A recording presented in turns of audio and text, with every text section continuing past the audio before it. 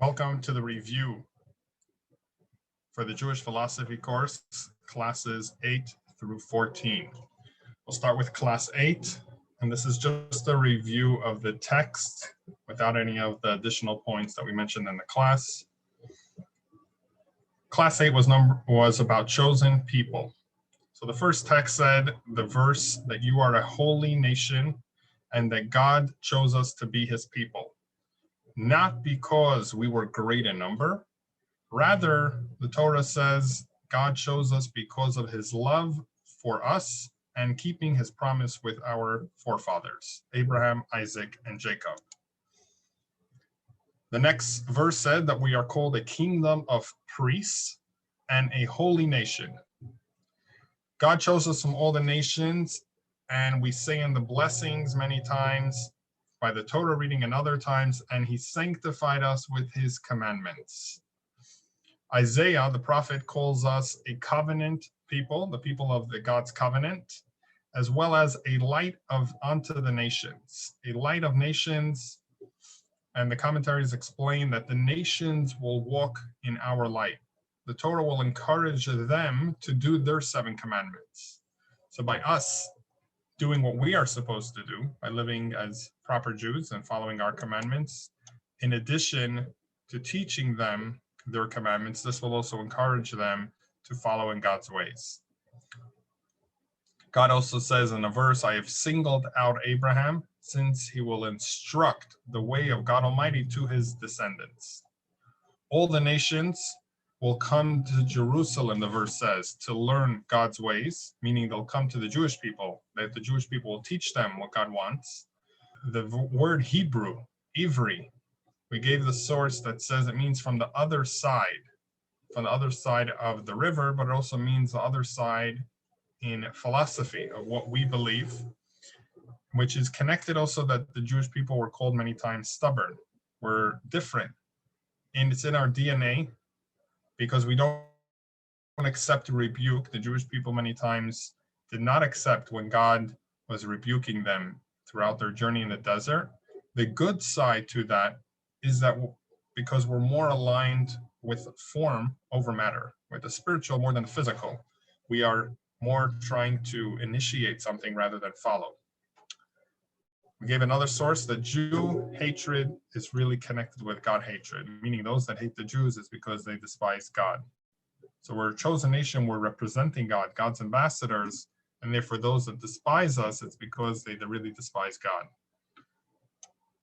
The last source was about converts to the Jewish people. As much as we're chosen, which really, as we just brought from these sources, means we're chosen to teach the world about God, not chosen as in a better sense, and therefore we have to do less. Rather, we have to do more. We said that converts are also always welcome. As long as someone converts properly, according to Jewish law, they become just like Abraham's children. They're his spiritual children, and therefore they can say throughout the blessings that they are descendants of Abraham. Any person can join and become a part of the Jewish people, committing to following God's ways. Class number 9 was about happiness. So first we brought a source from Psalms, a verse that says, serve God with joy. So it's a mitzvah, it's a commandment to serve God with joy, meaning besides for doing God's commandments, there's an additional commandment to do it with joy. So it's on its own right, a separate commandment. And by doing joy with other commandments, it makes the other commandments perfect, meaning the proper way to do all the commandments is with joy. The verse says in the Torah that because you did not serve God with happiness and with gladness of heart, therefore you will end up serving your enemy. So we see that the punishment for not serving with joy is also very grave. Regarding the aspect of how one should get happiness, we said it's not about desiring certain things and by getting it that will make one happy. Because as the Talmud puts it, no one dies with even half of their desires in their hand. Meaning as much as one wants, they always, when they get it, they want more. If he has 100, he'll want 200. When he gets 200, he wants 400. And as the verse says, One who loves money will never be satisfied with money.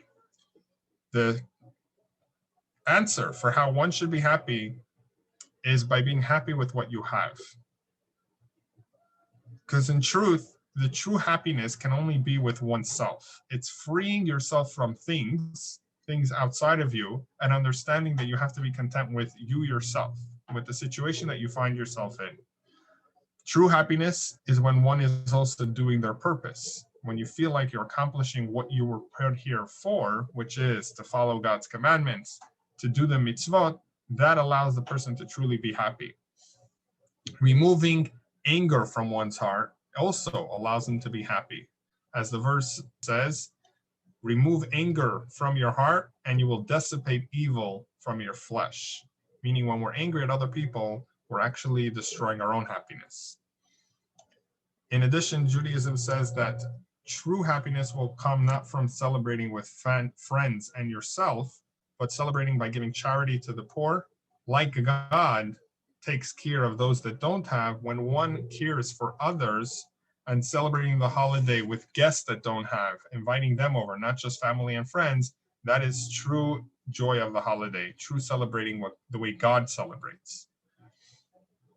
In addition, being grateful for what one has and assuming that they deserve nothing allows for happiness. This way one can handle a loss because they feel like whatever I had was a gift. As long as I have it, I appreciate it. If it's taken away, it was never mine to begin with. I can live without it. We're affected by our action for good and bad, and so too when it comes to joy. The way we act will affect our mood as well. So when one acts in a joyous way, they go to joyous weddings, Jewish wedding, and they'll celebrate that. We gave that example. Faking it till you make it works when it comes to acting in a joyous way. The last example we gave was from a quote in the Talmud that Rava used to tell jokes in the beginning of his class in order to make them happy in God and enliven the students to get them to open up their hearts. And then he would begin the lecture in a serious way. But the joke preceded the lecture in a way to start them off to open up their minds and free them in order to understand better. Class number 10 was regarding relationships. We started off at the first quote of Amnon and Tamar. This is a story regarding two half-siblings, Amnon and Tamar. They were not allowed to get married, of course, but Amnon, the male, loved his half-sister Tamar. And we brought the example of fish love, where one doesn't really love the other person, rather they love them the way they love fish. That as whatever they can get from the other person is what they're really looking for. Amnon eventually ended up raping his half-sister, but really he never loved her as much as he said he does love her. He really just loved himself because it was dependent on something. It wasn't about her, it was about himself. What can he gain from her? Therefore, the Torah gives us the laws on how one must behave with a spouse, even if it's one spouse. It says we must take care of the woman's desires by making her happy, making her feel wanting to be together. It should never be done out of force. It should never be done when either one of them are drunk, if one hates the other, one's angry, or if they're planning on getting divorced. And the root for the Jewish word for love, ahava, the root of the word is hav, which is to give. One believes, erroneously, that sometimes the more one receives, the more one will love, but the contrary is true. The more one gives, that will cause more love to happen. Ahava also has the same numerical value as the word echad, which means one, because by giving and by loving, it's uniting, seeing each other as one. Each other as one means it's not anymore me versus you, but rather it's us as a team. Selfish love will eventually turn into hatred because once one satisfies themselves, just like the story of Amnon and Tamar, after he raped her, he hated her more than he loved her before. The Torah says because it was never about her. And as soon as this was something that was going to be for his negative, it was going to get out that he raped her, he despised her even more than the love that he had for her. What's the Torah's remedy for how one can continue having the interesting love that they had in the beginning? So the Torah describes the laws of a nida, that a woman during her menstrual cycle, in general, there shouldn't be any physical touch. And only after the cycle finishes, they wait 7 clean days, go to mikvah. This allows for each and every month someone to have again a new attraction to their spouse, just like it was when they first got married. Because if one keeps having the same pleasure again and again, eventually it's not any more pleasurable. So the Torah tells us, allow it that it should be half a month on, half a month off, back and forth. This way, each and every month, it'll be like a brand new wedding date that you're becoming again, first time being able to be together. The Torah tells us that it's a mitzvah for one to leave their family and to get married by becoming one. So it's not just something that the Torah allows, the Torah actually commands us to get married. There's requirements on the husband that he may not diminish her sustenance. He must give her food to eat. He must give her clothing, and physical intimacy is his obligation to her. The word ish and isha, man and woman in Hebrew, have in it God's name, because God rests in a home where the husband and wife are in peace. When they're together, God is rest there. When they are fighting, it says God's presence leaves them and they're left with just the letters Aish, which is fire, and it turns into possibly a violent scene. So important it is that one should be married, that the high priest has to be married the holy day of Yom Kippur in order to forgive for his family. So he must have a family, which is a wife in this case. And according to some, he would even have to have a backup wife in case his wife died. He should still be able to fulfill the service. God's creation of the world was an act of giving and a desire to form a union with mankind. Therefore, the concept of loving and giving is intrinsic in creation itself and the entire world. He invested himself in us, in the human beings, and therefore he loves us. So too, we have to act the same, and we have to invest ourselves in this world and in others, and that will push us to have the love for them. As the Mishnah says, why is man beloved? Because God invested himself in him and let him know that he was invested in him. So by us doing mitzvot, for example, when we are investing in the world to make it a better place, we're giving back to God and we unite with him with love. So too in our own personal relationships, when one gives to another in a healthy way, not in a codependent way, but when one is giving in a healthy way as they see both of them as a team, and if their gain is your gain, that allows one to greater the connection, just like a mother to a child. Intimacy is not a disgraceful act on its own. It can be considered a great and holy act if it's done appropriately. When it's done properly, which means not just that it's done privately and only with the right person, one's spouse, but also one says kind words before, they're relaxed, they're in a joyful mood, then that is called uniting with the spouse, which resembles our unification, our uniting with God. We're supposed to say words of arousement to the spouse, which arouses her with modesty and with fear of heaven, and of course, only with consent, as mentioned earlier. Class number 11, regarding Mashiach, the Messiah, the final redemption. We said it's not just a separate thing that will happen at the end of the day, is not related to what we're doing now, but rather it's the observance of Torah and mitzvot.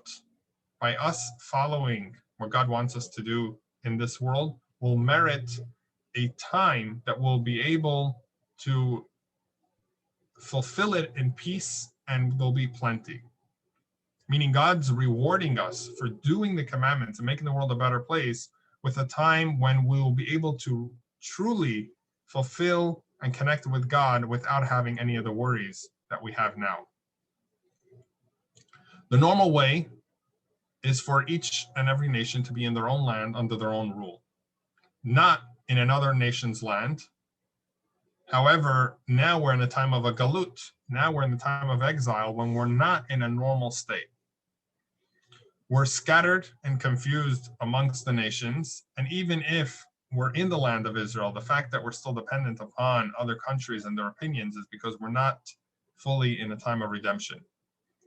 Exile means not just that we are displaced, but God's presence to a certain degree is not anymore revealed in Israel or in Jerusalem as it used to be. So God is to some degree considered displaced. He's forced to be in a non-holy environment. Because of our exile, we have a godly soul that forces God to, so to speak, be in exile, where he is not able to fully be expressed in the world. The mitzvot, when we do the commandments of God in exile, that increases the light in the world at the time of redemption.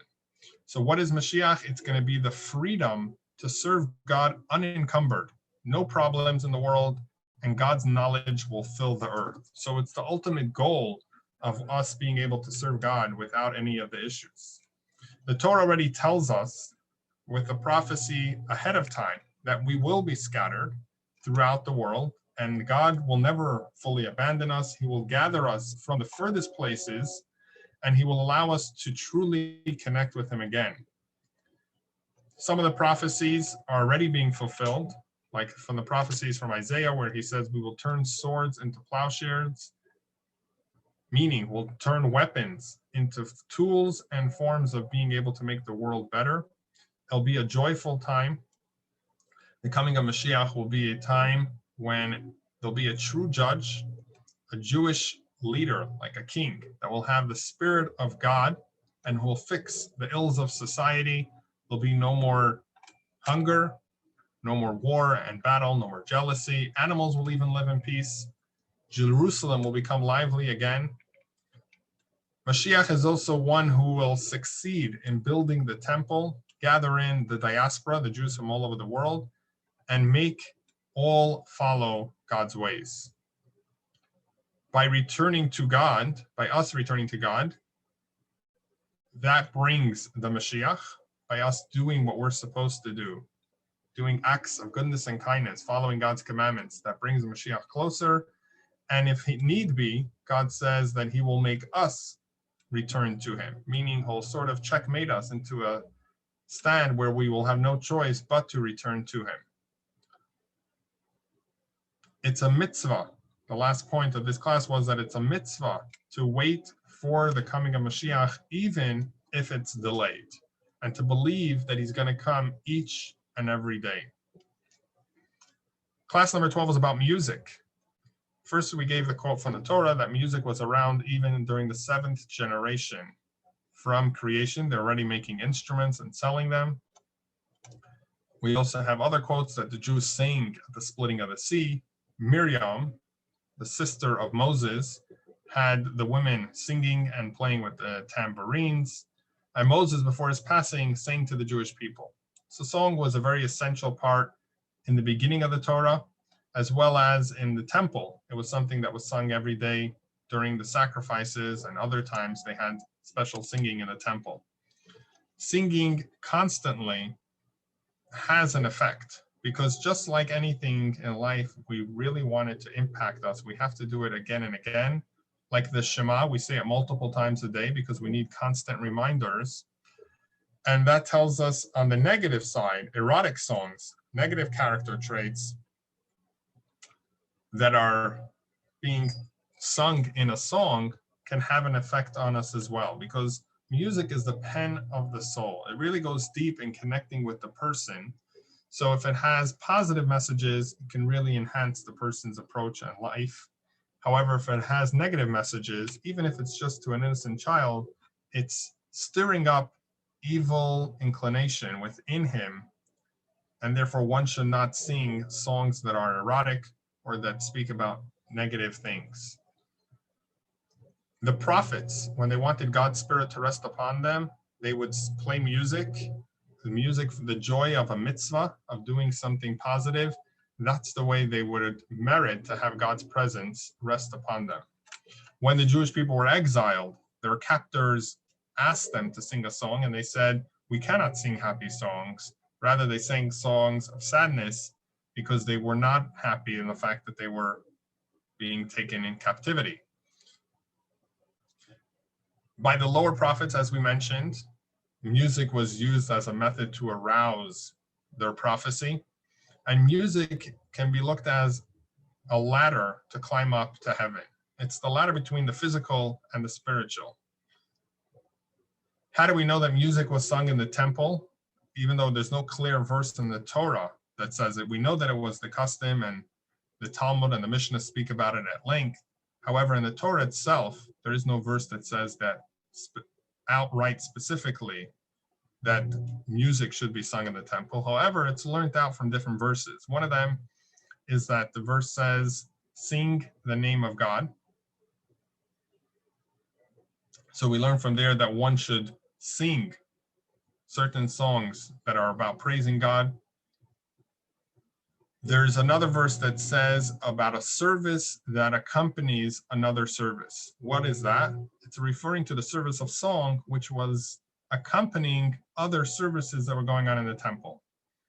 Another opinion says that there's a verse that says about carrying. Carrying can also refer to singing. The greatest celebration, the Talmud says, the Mishnah says, was the celebration in the temple during the holiday of Sukkot called Simchat Beit HaShoeva. They would be singing and dancing then, musical instruments and shows. So it was a great joyous time, and it says many people would merit to have prophecy during that time. During our prayers today, we continue with singing different tunes that are sung in temples or one's own prayer, or one can sing a tune because it helps rid oneself of bad traits so we can unite with God. Verse 150 of Psalms, the last verse, the last chapter, chapter 150 of Psalms, the last chapter in the book, speaks about praising God with many different instruments. And we finished off with the last addendum about forbidden to hear music that has to do with idol worship. Even Christian music, depending on the group, but some of them believe in other gods. That itself is also a form that we should not listen to, a type of music that one does not want to connect to. And for men, they shouldn't be listening. Jewish law prohibits to listen to women singing. Since you're connecting to a woman that is not your spouse, you have to leave her for her husband, for the one that she should be connecting with. For women, it's okay to listen to women singing, and men can listen to men. Women can actually listen to men and women, but specifically men, the power of music is really strong with connecting one to that he's listening to, and a man must be careful in the way of modesty to only listen to other men singing or one spouse or family members. Class 13 is about speech, the power of speech, that humans have a godly soul, which is the gift of speech, since it reflects a higher intelligence. Speech is a greater expression of the soul, since it can connect with another and go beyond one's own experience, versus one's mind can just be within his own experience. God created the world with speech, and therefore he gave us as humans the power over all creations. He put all creations at our feet, meaning we're in control of them with the power of speech, the power of intellect that he gave us, because our job is to continue enhancing the world. The tongue has the power for life or death, and it's also at unlimited distances, unlike the hand, which can only go a limited amount with a sword or with an arrow, but a tongue can destroy even at a great distance. We gave the parable of the lioness's milk, that everything was in the hands of the tongue, to show us how ultimately with everything else that one does, the tongue is ultimately the one in control. Gossip, speaking negatively about someone, even if it's true, can kill, as has happened in the past. In the world of speech, there is life and its opposite. Just like in every world, you have life and the opposite of life. So physically we have that, and also in the world of speech. And it's our main duty to guard our speech and protecting in how we talk. We gave the story of one that told his friend, "I'll tear you like a fish," and that the student saw that it actually was happening to a certain degree in spiritual way. When one speaks negatively, it has an effect. The one sin that the Torah tells us to be distanced from is a lie, because of the power of speech and the power of a lie. A wise man, the Mishnah says, is recognized, the Talmud says, is recognized by his speech. The way one speaks, you can see whether he's a fool or a wise man, and as King Solomon already mentions this as well. We were born to toil, King Solomon says. And it's the toil of the mouth, as the Talmud explains, by using it positively for Torah study and for doing the right thing, doing commandments of God. Misusing speech corrupts our defining power. It corrupts this great power that we were given by God, and therefore God forbids it. The best thing sometimes is silence, because too many words can bring to sin, and a wise man has few words. A fool has to speak in many words. Class number 14, life after death. We said that we are made up of a godly soul, and in that way we're similar to God. The soul sustains physical life, but also there's an aspect of the soul that has consciousness above just giving life. After the body dies, the soul still exists. The soul was here before the body, and it will be here after the body. It can connect to God even without the body. And if we keep our soul clean, it goes right back to God. It still has its wings, it knows how to fly. Otherwise, if we dirty the soul and we cut off the wings and we didn't behave appropriately, then it needs to first be fixed up before it can go back to its source. According to Maimonides, the final place for the soul is in heaven. And that's where the righteous go. Those that are deserving go to heaven, and that's their final reward. Nachmanides says that the final reward will ultimately, which is the way we believe, will be in this world, even though souls go to heaven. After they pass away, once the Mashiach will come, once the Messiah will come, all souls will come back alive into this world, since the ultimate goal is to have the presence of God revealed, not just for the soul, but for the body as well. So when we have the resurrection of the dead, it will be souls that were in heaven coming back down to this world. As much as we think all the pleasure is in this world, we cannot understand the pleasures of the soul because we are in our bodies. So our bodies limit into what we think is pleasurable or annoying, but the soul pleasure is really the truth. And it's uncomparable to worldly pleasures. We cannot compare it. It's like someone that never experienced real life, and they're just in the womb of their mother trying to understand what it's like living out in the real world. In other words, we gave the example of this world is like a cave, where our perspective is so small. We're in a cave, we don't know of anything that goes on outside the cave. Those that passed away, their soul still lives on. And therefore, we can still do mitzvot. We can do commandments in their merit and on their behalf. And that actually is like sending them a gift. Since the mitzvah, the commandment, is a spiritual deed, and that is something that the soul of even those that departed can benefit from. However, the main job for us is in each location, each time, to do what is necessary at that time. So if we're in this world, our main focus and job is in this world. When one enters the next world, then that is the main job for him at that time, is to be in the next world. And as the Mishnah says, better this world, just one moment to work in this world, than all the pleasure that one can get in the next world. However, pleasure-wise, the next world's pleasure is far beyond any pleasure that we can have in this world. So this world is about working, the next world is a world for pleasure.